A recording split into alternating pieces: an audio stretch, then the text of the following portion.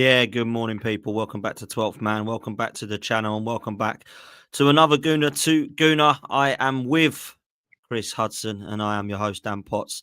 Last night was a disaster and we're here to talk about it. Do you know what? It's not even been last night. It's been the last 72 hours or so. It has not been good. We were on such a buzz and such an up after the Manchester City game and it all come crashing down when the window's shut. And it's just continued into the result at St James's Park. And Chris and I was talking offline and we said, we're not too shocked about it. I don't know why everyone else is.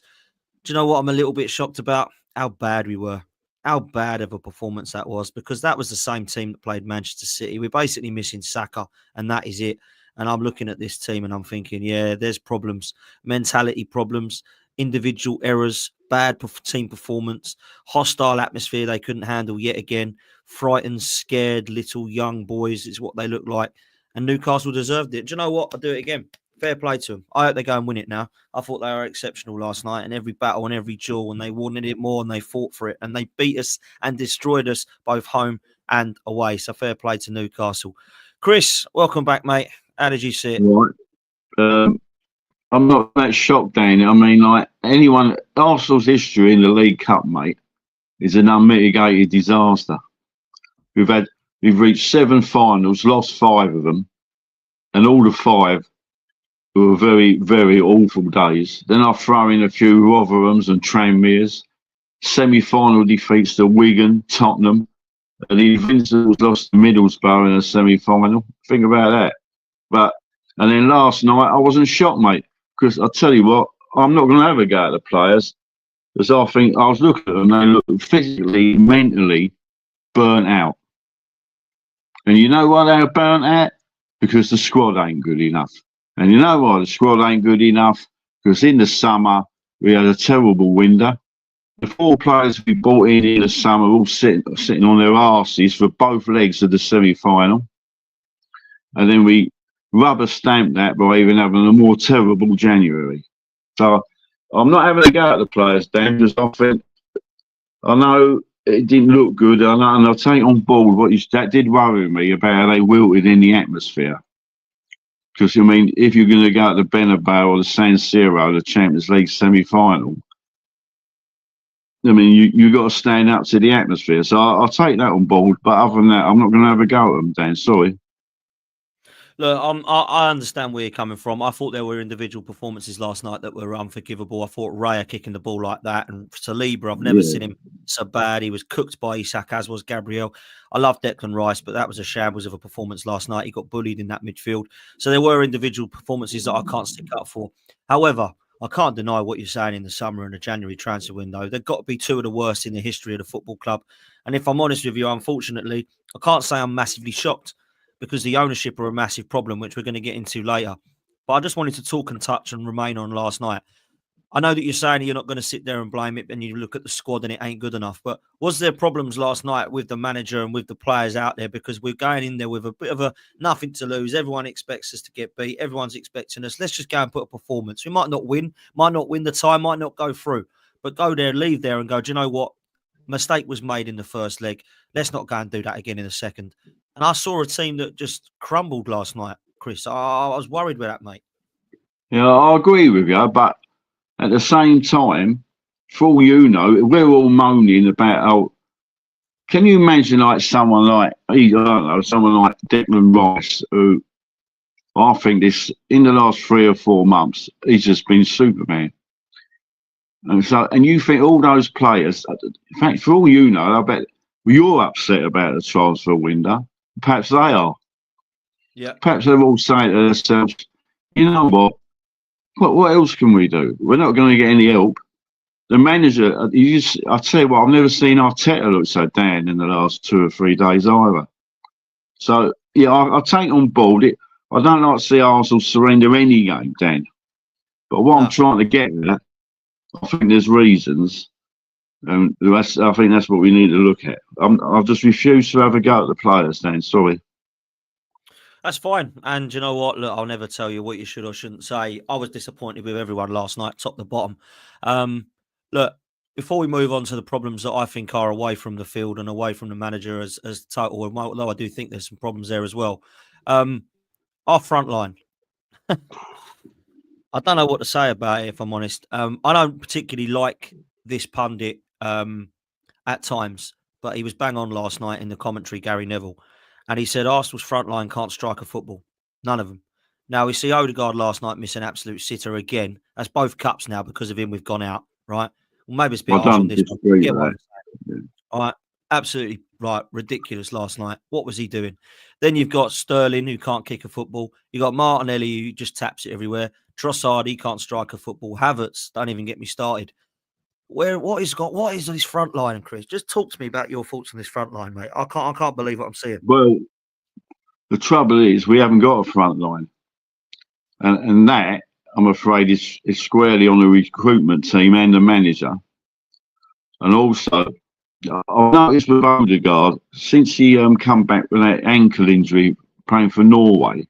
If you look at Odegaard last season, he was weighing the goals, but look how he struck the ball.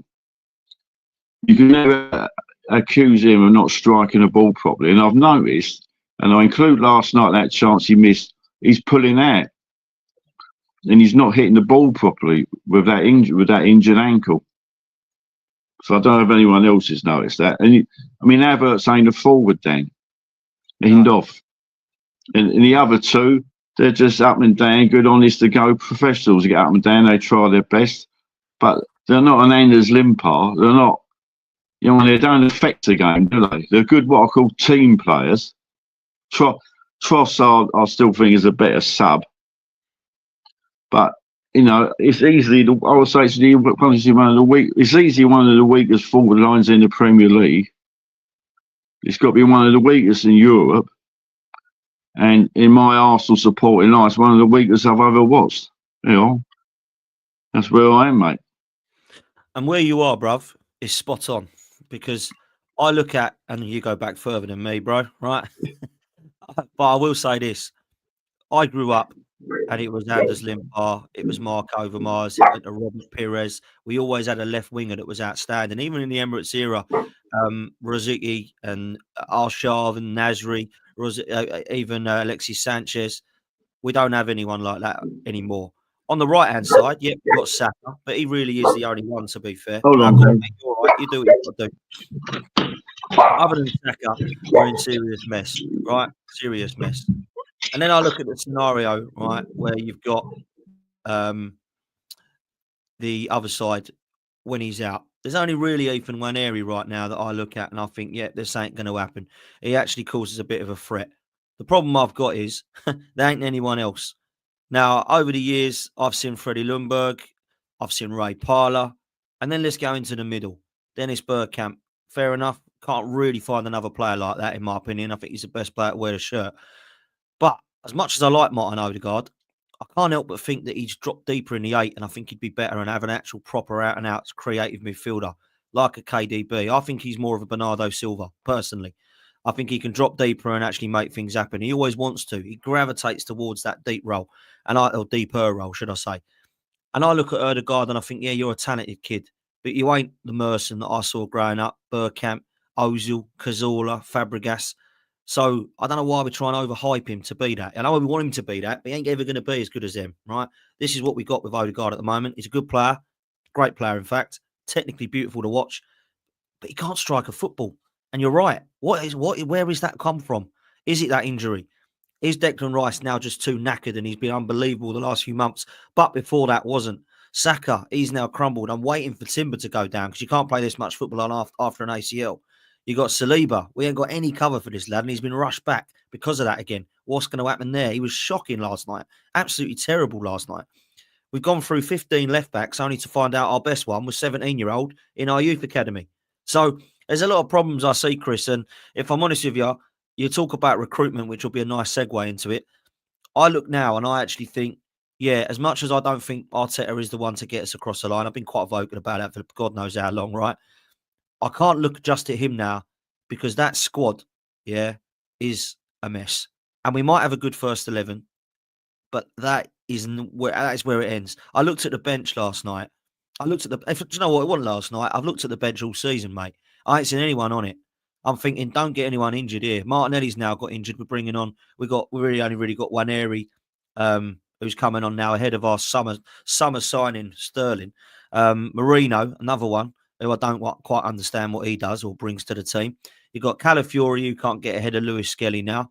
And then all the others are left backs. Tierney, Zinchenko, Kivior. They're all leaving in the summer.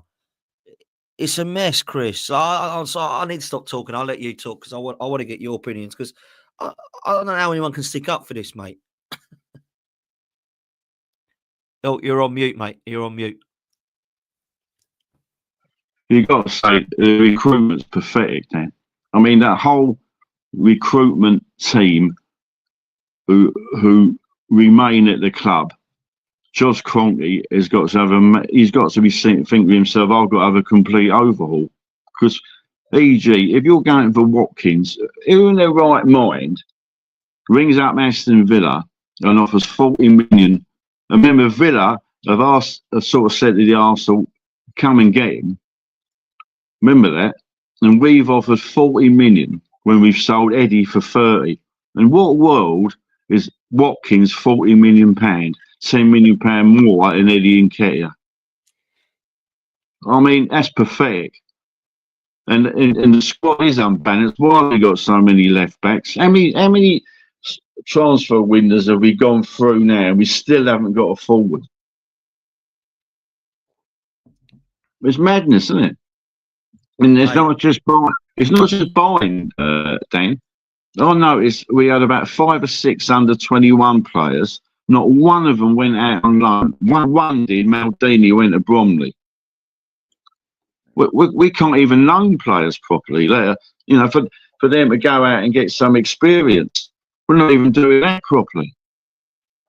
The whole recruitment team is completely shoved out the door.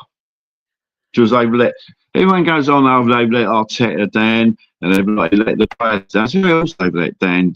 Is us, the supporters, who are buying every month new tracksuits every month coming out, new leisure range. And in 2 or 3 months we'll all be winding with our season tickets again, which are likely to go up. It's not on, Dan. You know, I will stick up for. I know you Arteta is a bit to blame on this, especially when the recruitment of forwards. But I do think, I think this season we've hit a buffer. I think we've gone backwards this season. You know that. I think we absolutely have gone backwards. If you was doing a graph since Arteta took over, it would go like that, up. But this season it's plateaued. And I'll tell you something. This summer, when you think about, there's about 7 or 8 players are going to be going out the door this summer. And on top of that, I think this team needs breaking up anyway. Because I think it's coming to the end of its cycle. So the most important thing I want to see in the next 2 or 3 weeks, I want to see Eddie's replacement announced. That's the most important thing that I want to see. Because we're not going to win the league, Dan. I'm sorry to break it to everyone. Because we're not because we're not good enough, because we haven't got the squad cover adequately. And we're not going to win the Champions League either, because once again, our squad is not good enough. End off. If you offer me top 4 now, I'll bite your hand off. But people, you've got to understand, they've got to get this director of football in, and I mean in, within the next couple of weeks. Because all the groundwork for all these signings, it's got to start now. You know, the Espanyol goalkeeper, Hete at Ajax, Zubimendi, the geezer at Leipzig. All this has got to be done. I don't think we're going to be the only team looking at these players. And if we're sitting and ahhing and, well, you know, we'll leave it till the summer, we'll let Jason Ato do it all. Well, no.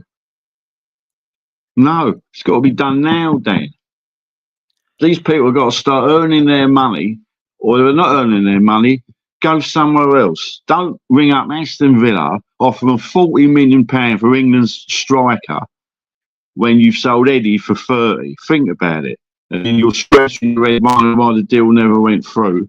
And then you're ooming and ahhing. You could have bought Morata in from Milan. Whatever you think about him, you know, people, I know he's not long term, but he's played some of the top clubs in Europe, and you've been able to pull Havertz in and out of a game, rest Havertz, and he'd have been an option. But we ummed and ahed, he ended up going to Galatasaray. And I've got to tell you, Dan, it's been the story of my Arsenal life, ummed and ahhing, or divering. The only time we never divered was when we had Dean at the club. And I know I'm going over old ground, but the point's got to be made. That's the only time. And we continue to make the same mistakes in recruitment. I mean, look at the summer recruitment. Neto and Sterling, what a waste of time. Mourinho, I don't want to be cruel, but what? And the other, and I love Calafiori, but I'll tell you something, he ain't getting in Arsenal's team at left back for the next 6 years. So what a disaster. And then you knew you going into January, thanks to these players' efforts, we're in a great position. Right. We're just behind Liverpool, we're in the Champions League. Well, what do? We do nothing. We just sit back and just do nothing, which we've done all my Arsenal life, with the exception of the Dean era. End of. Chris, that is unbelievable, mate. Everything you've just said there is absolutely spot on. I couldn't agree with you more about David Dean. And if I'm honest with you, I think it's been the start of the decline from that moment he left. I mean, we lost Vieira and Ashley Cole. He then went out. We moved to the Emirates. And since then, we haven't won a Premier League. Look, it's been an absolute shambles as far as I'm concerned. When you are playing Manchester City and a semi-final home and away leg, and your 4 signings that you signed get nowhere near your first team, you know you've had a bad summer. When you get to January and you can't do anything at all, and you believe there's absolutely nobody out there that's available to strengthen your squad, you have to say it is failure at the highest level, from top to bottom. I'm looking at all of them as well, by the way. People go, you can't blame him, you can't do that, you can't point at him, it's not his fault. No, it's every single one of them. Because I'm sitting tired of being told that we're all in this together and we're a team and it's about we, it's not I or it's not they, it's about all of us together, or all of you together then have failed. Now, I hate to break this to you, mate, and I don't want to be truthful here, but I think we already have our sporting director, and I think his name's Jason Ato. No. Please don't tell me that, Dan. Because what has he done to prove his worth?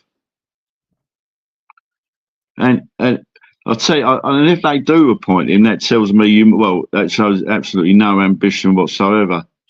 You might as well give up, Dan. If that happens, then I think I'll tell you what. Don't be surprised when you come to renewal of contracts of Saliba, etc. They won't be signing, mate.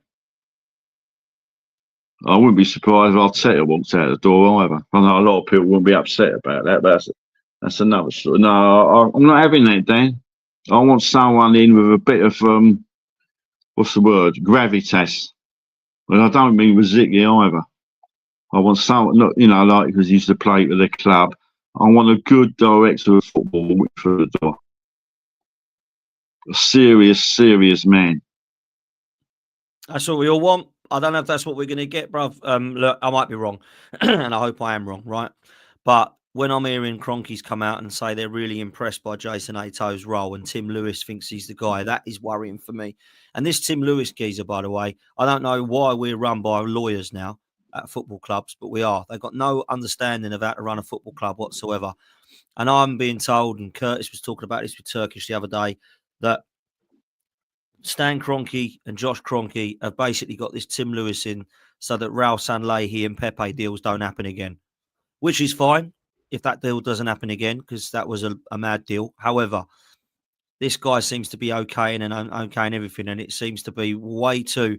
In fact, the whole of them are like this. Mikel Arteta's like this. They're way too cautious. I want to go and see some risks being taken that actually come to fruition. Not let's take a risk on Sterling. I want to see risks gone and let's go and put some money down on Isak. Let's go and put some money down on Zubimendi. Let's go and put some money down on Florian Wirtz. This is the stage of where we should be right now. And we were told right at the start of this project, it's going to be a few years of pain. We're building a foundation. And when we get to a level and we're in the Champions League, we'll buy world-class players and sprinkle this foundation team with gold dust. Well, so far, the gold dust has been Sterling, Neto, Marino, Calafiori, Havertz, Timber, Raya and Rice. And apart from the latter, they've all been pretty poor, right? So I look now and think, where are we going? And I can't answer that question, Chris. People keep asking me, where do we go next, Dan? I'd love to know. But I think we're in serious trouble because the owners have shown their cards. They ain't serious. They've got zero ambition to win. They're happy with bums on seats. We're back in the Champions League. The club shop's booming. Merch is being rolled out every month. And they're quite happy because they're taking our money. And that is my honest opinion of them, Chris. But I can't. The thing is, though, I do think even the most red and white Arsenal fan that you'll find, I think if we go into this summer and by the end of it, but when I say not the end of it, we go on our pre-season tour, and on that tour we're not taking some 3 or 4 top signs. I think people have had enough now. I'm serious. Even the most staunch anti-Arsenal fan TV, anti-Chris Hudson, anti-Dan Potts, anti-Dan Lee judges, I think they've all. Listen, I talk to these people. They've all had enough then, because you can't keep promising honey every year and not doing it. You know, it is 21 years since we won the league. I mean, that's frightening, isn't it? It's frightening. 21 years and counting. But this, what makes this so frustrating? If you look at the players we've got in our team, 6 or 7 of them, if you put them on the market, every club in Europe will be in for them.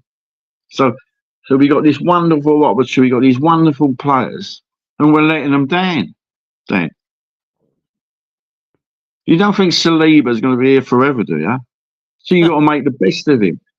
You got to make the best of Declan Rice. You got to make the best of Odegaard. And I tell you what, you got to make the best of Gabriel and Timber. I mean, everyone goes diversing a little bit. Gabriel, to me, is the best centre half in the world. Dan, he does everything. Not Saliba. He's one. But you think all the big clubs around Europe, you don't think they're looking at them? And when they come to renew their contracts, they're going to remember this season. They're going to remember how we've not helped them out. What I mean, it's a vicious circle. And that's why I really am upset, actually, because it's unforgivable. I'm not going to go, I'm forgetting Arteta. I'm talking about upstairs from Arteta. You've been given these wonderful talents, you got a really good squad. Forget January, and basically this summer, you sat back, you mucked the window up, you bought players that we didn't really need. You didn't buy a forward.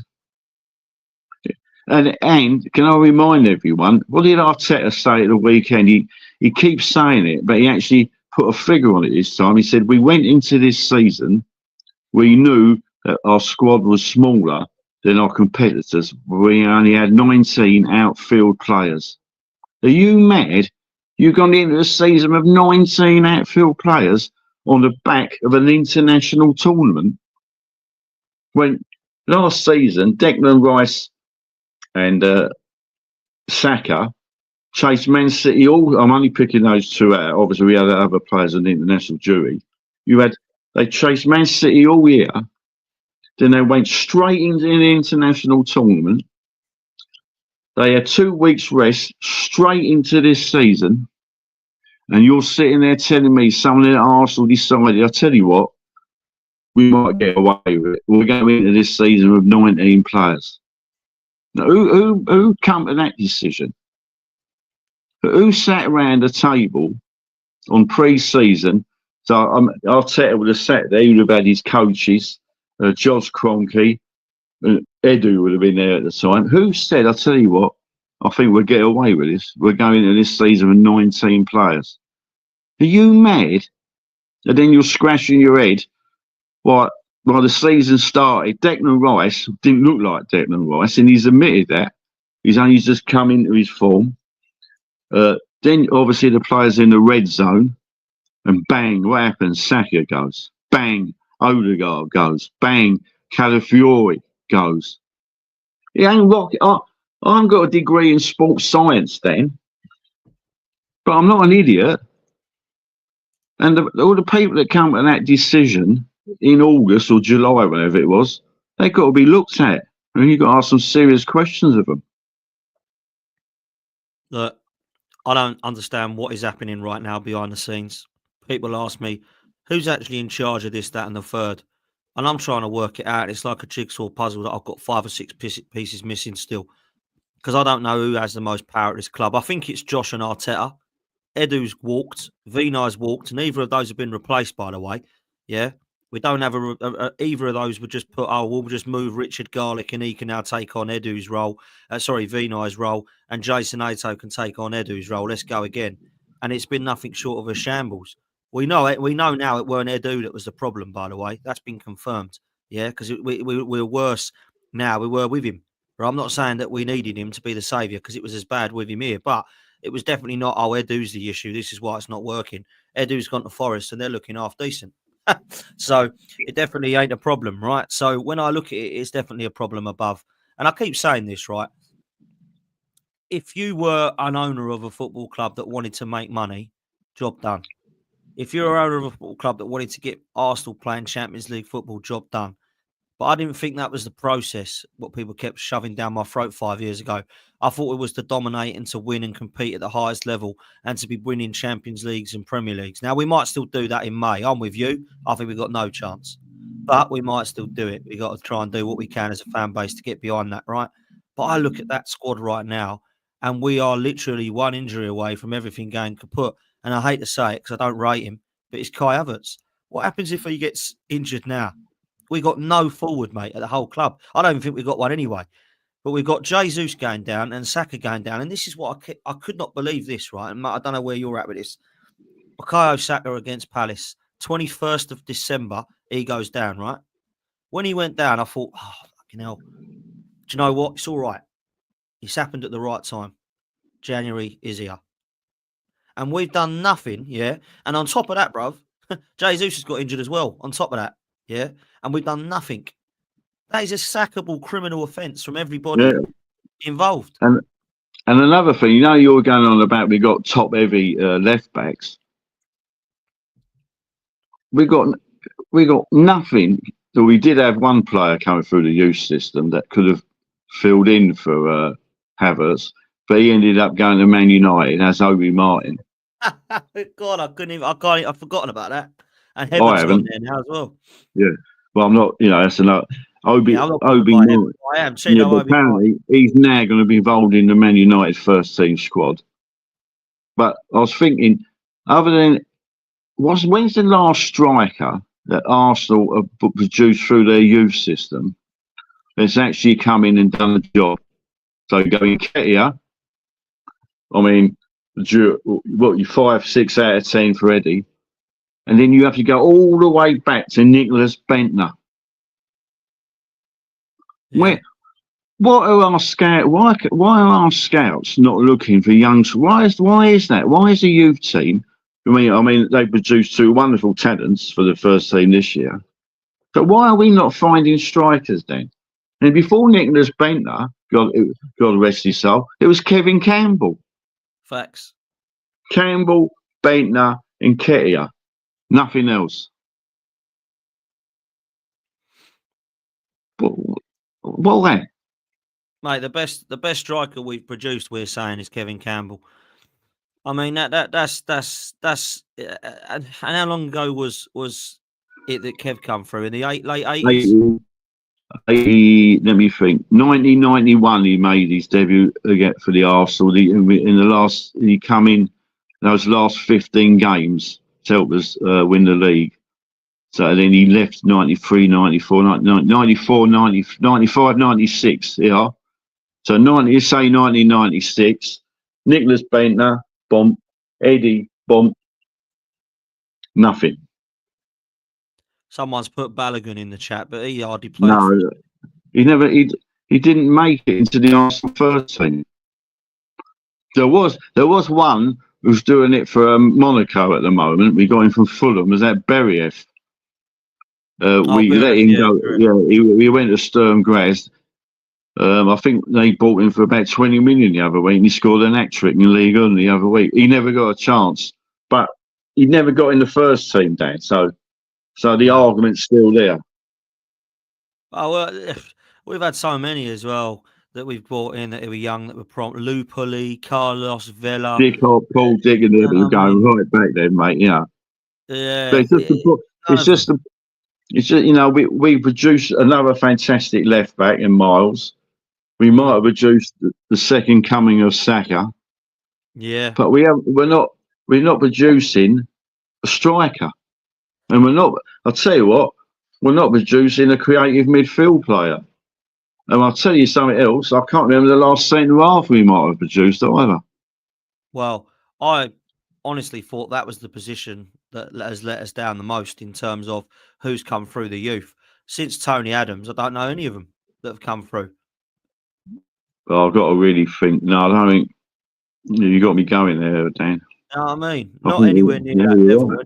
You know what I mean? They've had to be bought in. And I look at them and I think we've had so many. All of them begin with S as well. All of the rubbish ones begin with S, don't they? Their surnames.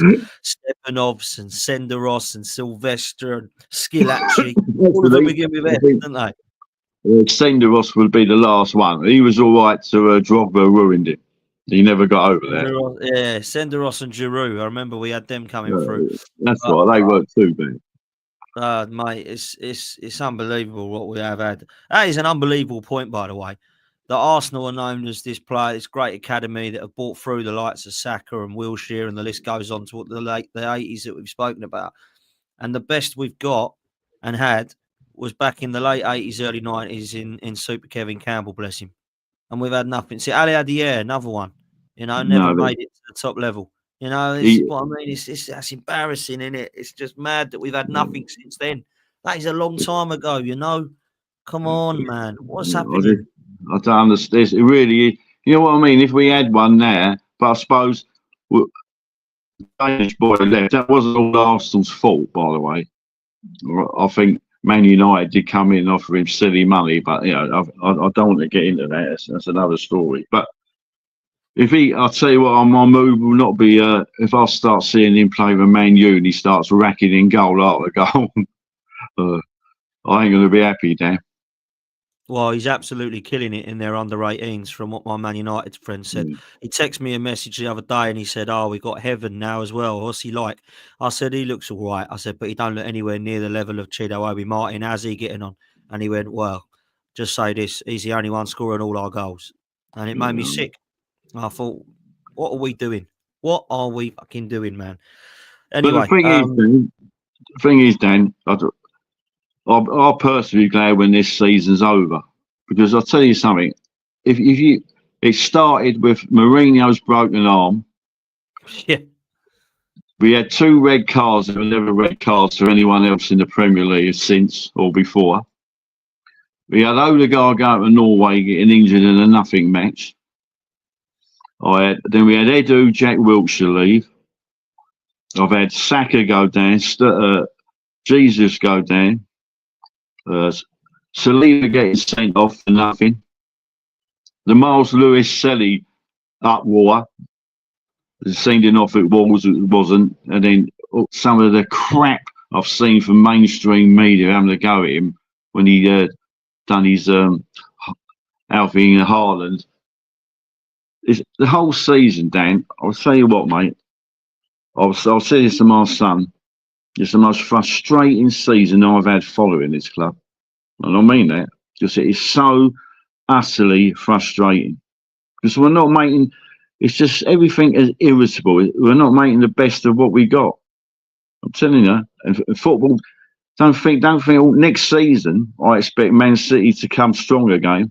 It all depends, obviously, how many points they've been deducted.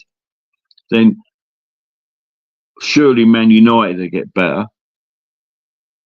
Liverpool will strengthen in the summer. You know what I mean? It's like football. Don't wait for no one, Dan. I think, this summer, if they don't get it right this summer, I think we're back to square one. And even I'll be looking at the manager, which I do stick up for him, except with this forward shenanigans. Well, we haven't brought a striker in, but I think we're getting to that point now, Dan, when he really does have to put something on the sideboard. But the thing is, the worrying thing is, as we've discussed, are the people behind him, the scouting team. Well, we haven't got a scouting team because we sacked them all. I don't know how they look for players these days.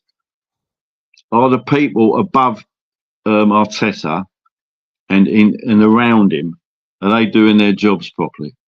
Because if they ain't, we're all knackered, mate. Kaput.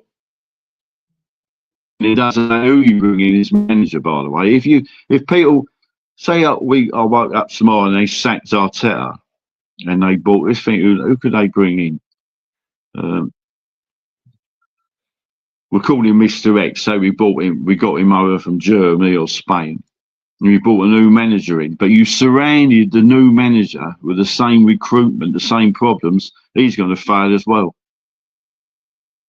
So it's all, as you said, we was all supposed to be one big happy family, weren't we? It was all pulling in the right, Josh Kroenke and Edu and Mikel. It's all coming along lovely. And then Edu leaves, and I think that's when the cracks appeared when he's gone, Dan. Something happened, mate. Something happened. I think we need to find out what happened. That's what I want to know. I think I know. I think he wanted to try and get involved in this. This is all about us. This is all about team. And Mikel Arteta had a more powerful voice, according to Josh Kroenke. So Edu went. That's what I honestly think. Honestly, I do. And I'm not saying that, Arteta is the sole problem at the club, because he ain't. But I think what happened was Edu said, right, let's get this summer together. Who are we getting in? Marino. No. I'm talking about who we getting. I want Marino. Okay. Calafiori. Cool, I can help you with that one. Sterling. No, we're not getting Sterling. Neto in goal. And we're not getting it. Oh, right. Okay. Josh wants you to have them players. I'm going to go to the Forest with Mr. Marinakis then. Take care. I think that's what's happening. I don't know, but I think that's what's happening. I'm sick and tired of hearing all these rumours and all this. It all leads down to the ownership, mate. And people that say the owners have given us money and all this stuff, I get it. They've allowed money to be spent. They ain't given that 800 million that people keep screaming out that Arteta spent to Arteta. You think that's come from the Kroenkes? You think, Mr. Kroenke has gone, right, here's a cheque, 700 million. That's yours now, Arteta. What a load of rubbish. They put in 200 million in 17 years they've been here. That's not even, that's an unbelievable amount of money considering what they earn. They're billionaires, these people, and we're letting them off, saying, oh, yeah, I know, Sterling on loan. Well, maybe they ain't got much money. What, they've just gone and signed that Jokic at the NBA. They've got the Ram Stadium. It looks like a thing of beauty, their stadium. And we're walking around our stadium looking tired, worn, getting pink stains on our clothes because our seats are now all dying on us. Let me tell you, that's another great point, Dan, about the stadium. Because this summer, they're supposed to be spending... This summer, rumour has it, they're supposed to be spending a few bob in the stadium. Yeah. It does look... a little bit tired, doesn't it? I must admit. Oh, but it's going to, Chris, it's 15, 17 years now. It's going to, isn't it? It's going to start looking tough. Here's a scenario for you. Say you got up tomorrow morning and you read Arsenal to extend the Emirates by put an extra 20,000 seats.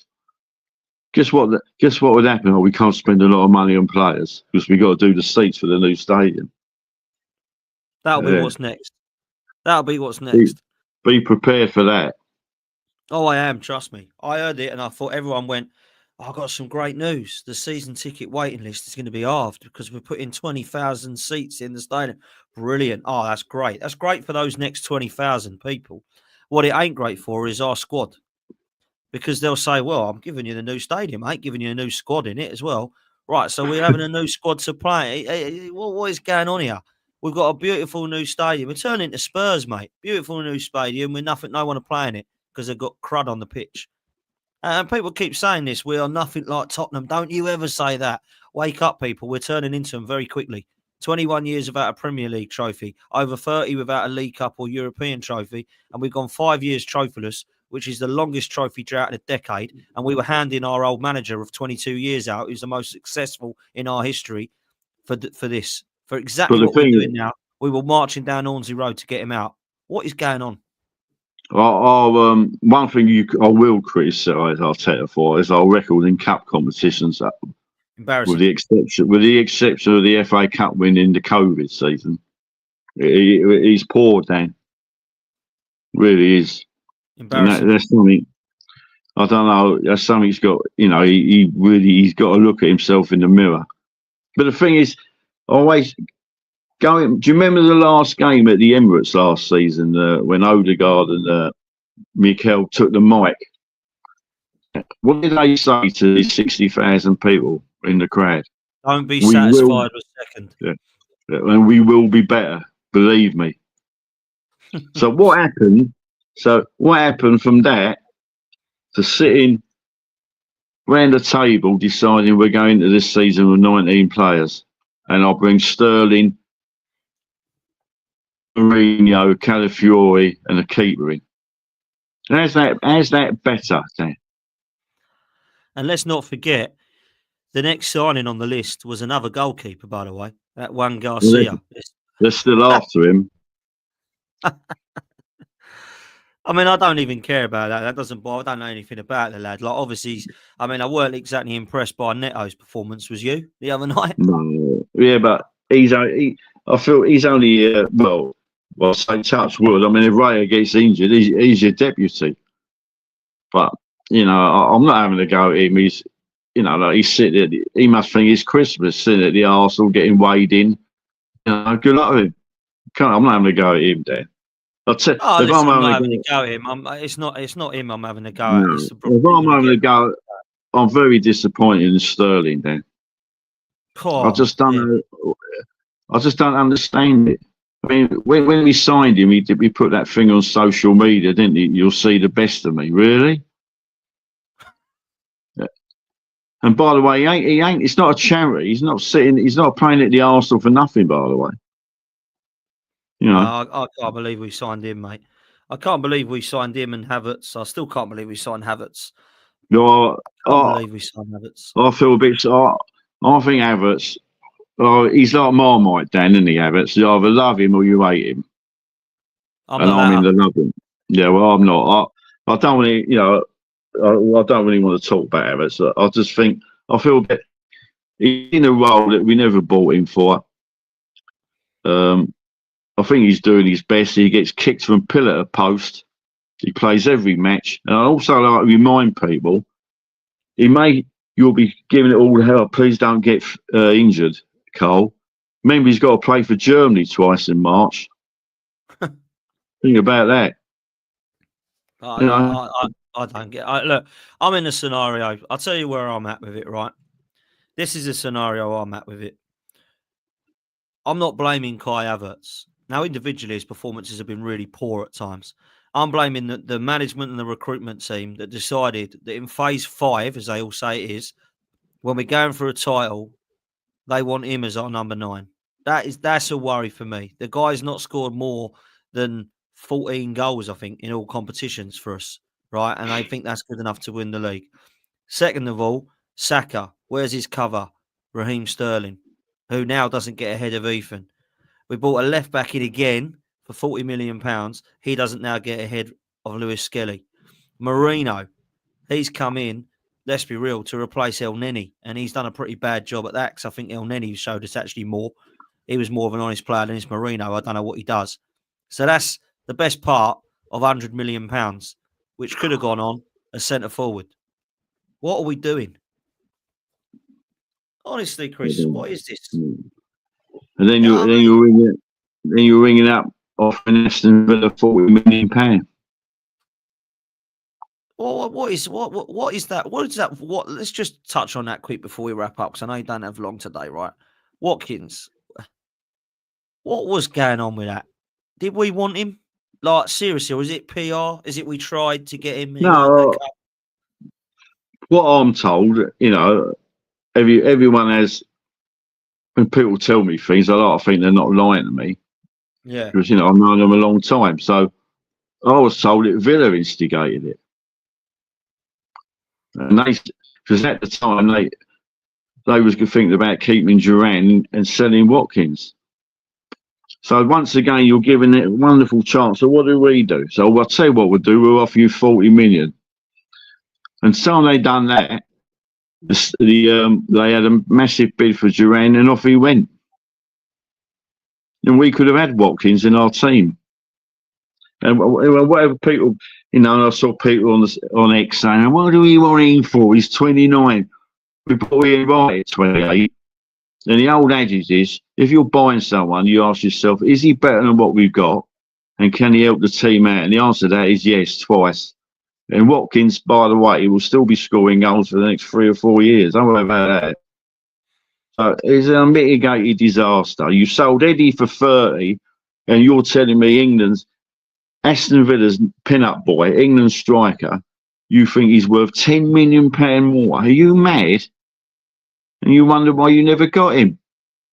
Because you dithered and you done the usual, I'll tell you what, would take the piss bid. So they're going in seriously.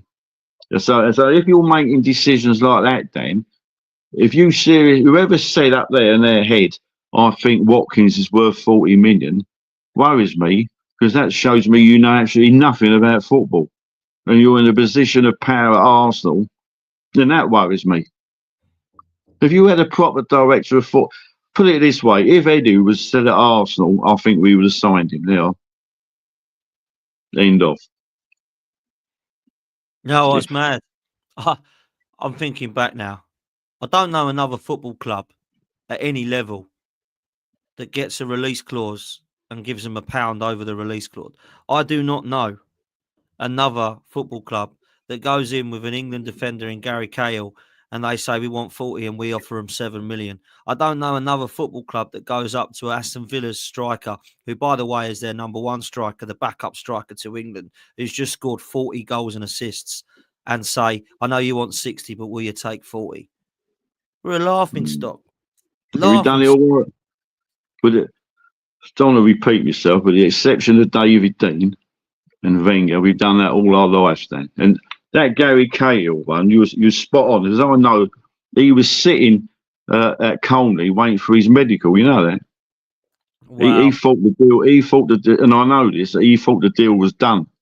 So he's arrived at Colney already to sign. Sorry, we never offered Ian that go to Chelsea. He didn't do bad, did he? Won a couple of leagues. Very well. You know.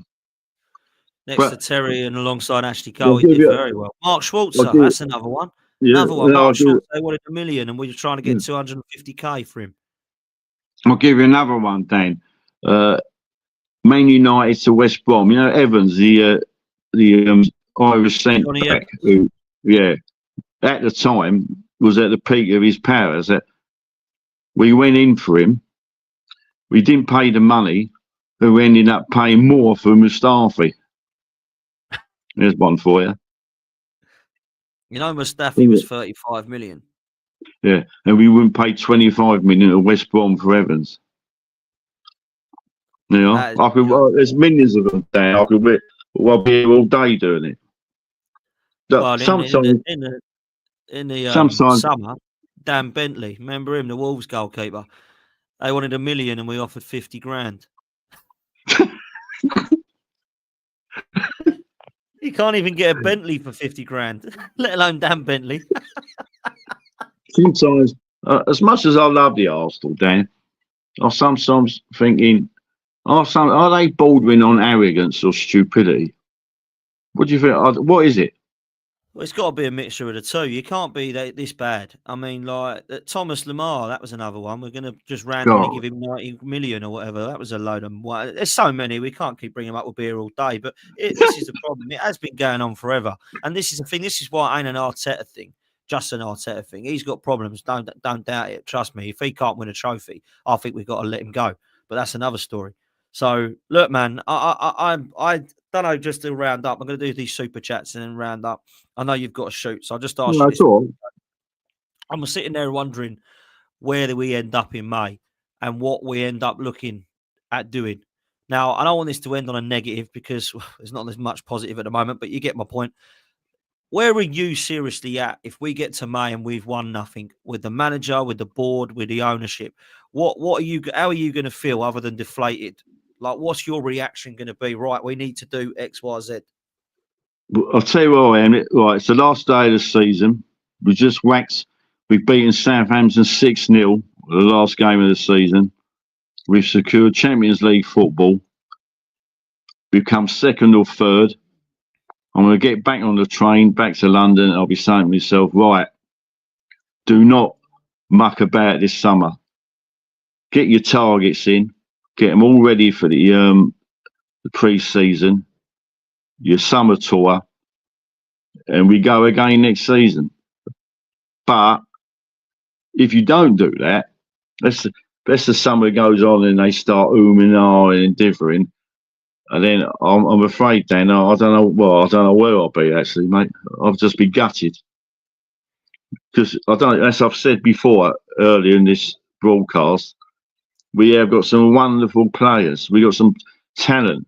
If you was to put them on the market tomorrow, then every top club in Europe would sign them. But you can't. You're letting them down, Dan. You can't let these players down. You can't let this. You know. You can't. Don't keep bringing out merchandise and all that. That's driving me over the edge. I mean, what are we? A fashion house or a football club? Yeah. Well, I don't know, if I'm honest. I'm starting to wonder, mate. I'm starting to wonder what the hell we are. I'm sick of it. That's where I am. Get things put in the next couple of weeks. I want to see a director of football. We're not going to. I know people will be upset what I'm saying. I'm not being negative. I'm being realistic. We will come in the top 4 in the summer. Get your targets in. Don't repeat the mistakes of the last 2 summers, and we'll go for it again next season. But going all the way back, if we don't bring a director of football in, if we don't get our targets, and we go into next season, question, you know what I mean? Has Saliba signed his contract? Have we brought a forward? Have we done this? Have we done that? No, Dan. We just repeat. You know, like that. It's the hope that kills you, Dan, isn't it? I mean, obviously, I've been watching Arsenal over 60 years, so I'm not going to suddenly wake up and say I ain't going to go over the Arsenal and support Orient. But just because I support them, it doesn't mean I don't question some of the things that are happening. And I pray, fingers crossed, that they do what I've just said. But who am I? Who you know, it's up to them, isn't it? They're the people earning big money, big salaries. They're the one who make all the decisions. But you know, who am I? I'm just sitting here saying, this is what I want you to do, Arsenal. Please do it, and this will have a happy life. You know what I mean? I know exactly what you mean. Bro. Look, I'm with you in every mate. Look, we want this to happen. We want X, Y, Z. What we will get is very different. I've been wanting this ownership to show some ambition. They want to win for 21 years now. We ain't won a trophy since they walked in. Well, that's the lie. We've won the FA Cups, but you get what I'm saying. When I look at it right now, I'm going to be honest with you. I see things differently to yourself, and there's nothing wrong with that. At the end of this season, if we win nothing and we're trophyless and top 4, I would sack the manager. I would show ambition and go and get Ancelotti. I'd go and get Simone Inzaghi. I'd go and get a manager that has a CV that says, I can get this team winning. Give me these 3 players and I can get this team winning. Now, then that comes back to the sporting director. If our sporting director is Jason Ato and we brought nobody in, then that shows me everything that's wrong with this club, and it ain't Arteta, it's above him, right? Now, Mikel Arteta, I still think he's got massive issues, but do you know what? I never wanted him in the first place, Chris. I never wanted him in the first place because I wanted a manager that had a CV that says, I can get this team across the line. You're in trouble. You don't want to be coming 8th. You've just lost Wenger. You just lost Emery. I'm going to come in with my CV. Says I've won Champions Leagues and La Ligas and God knows what. I'm going to get you across the line. And I was talking Diego Simeone at the time, Allegri at the time, Ancelotti at the time. Alonso. Who? Alonso. Javi Alonso. There we go. Someone else. You know what the Arsenal would do, Dan? I'll tell you what the Arsenal would do. They wouldn't do that. No. You know who they'd appoint as manager? Cesc Fabregas. 100%. 100%. And they would. 100%. You know that? Yep, they would. But do you know what? I don't care. Do you know what? I don't actually care. People say to me, who is there out there that's any better? That ain't my job, Chris. It ain't my job. We can't keep accepting and rewarding failure because that's what it is. As much as people think it's a success what Mikel Arteta has done, the history says he's failed. Because in 50 years, they won't go, remember that wonderful Spanish manager that Arsenal had? He won nothing, but he was unbelievable the way he turned that club around. No one will care. Nobody will care. So that's where I'm at. And fair enough, isn't it? People disagree. We got a super duper Mick. He's going to take us to the top and all this. I disagree. I don't think he is going to get us across the line. I think he'll come to the end. I'm not in the super duper.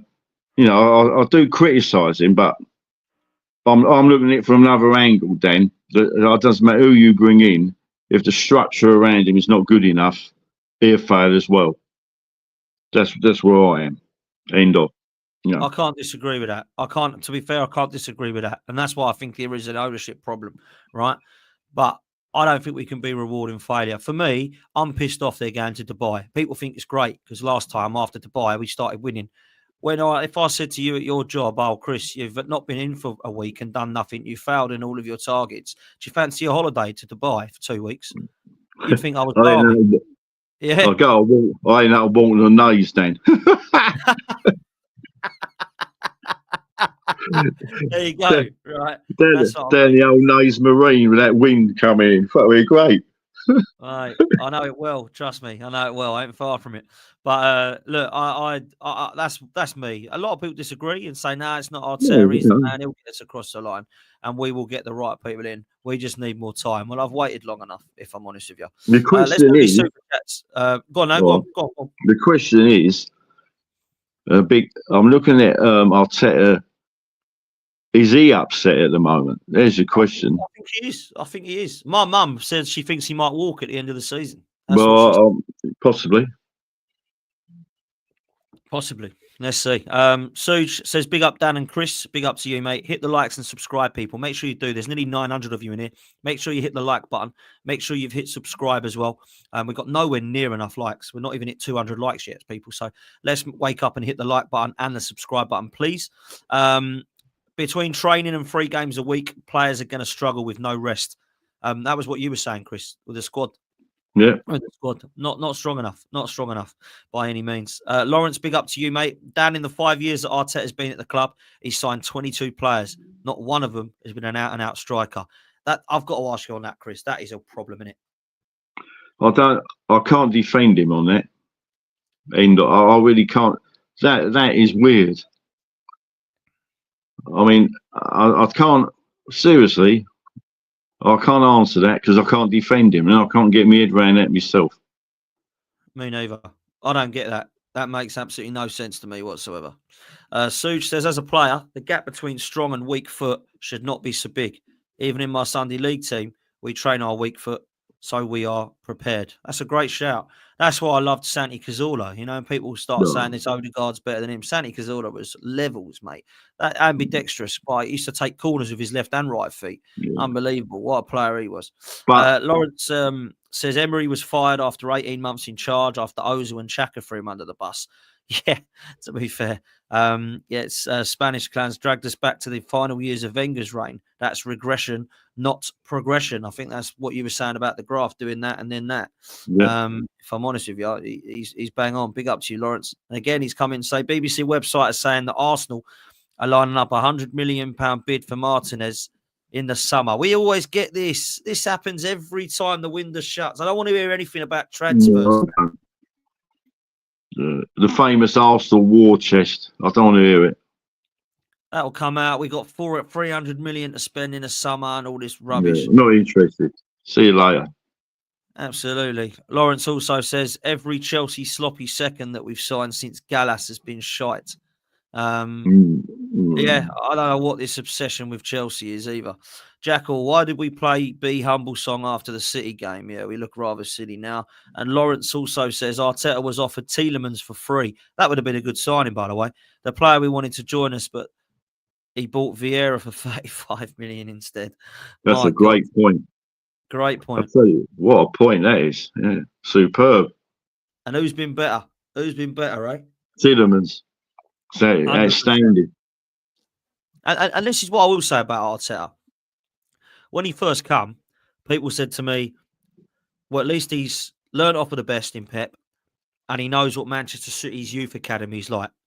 He ain't bought one of them from the youth academy. No Cole Palmer, no Lavia, no Morgan Rogers, no Liam Delap. No, there's another lad I've missed as well. There's that centre half and right back. I know Porro's not really for me. That Harwood Bellis centre half.